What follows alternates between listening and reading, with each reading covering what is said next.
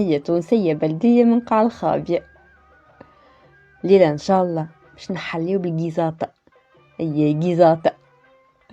هاي تصمتوا باش ناخذوا نقولوا رطيل، هو 450 جرام رطيل لوز كالعادة. هنا ناخذوا مرح يحبش تعب، واللي يحب تعب يشريه ويصمتوا ويقليه ويرحيه على كيفكم. به قلنا رطيل لوز، 200 ونفس رطيل سكر محور ولا عادي اللي تحبوا، ما يفرقش الحق. 100 جرام فرينة، 4 أبيض بيضاء، هاكا الأصفر خبيوه تعملوش بيه كريمة نهاير آخر، والأبيض باش نعملو بيه الجزاطة متاعنا.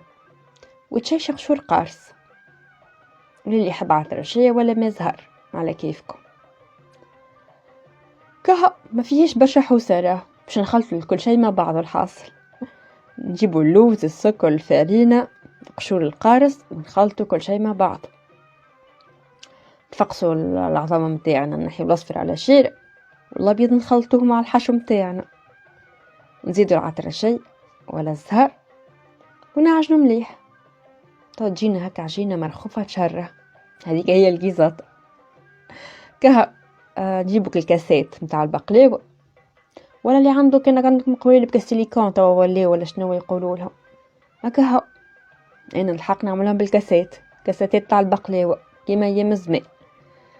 نجيبوا الكاساتات دوكا ونحطوا فيهم العجينة، ما هي مرخوفة، هي تتصبصب بين الحاصل هكا. ونشغل الكوش متاعنا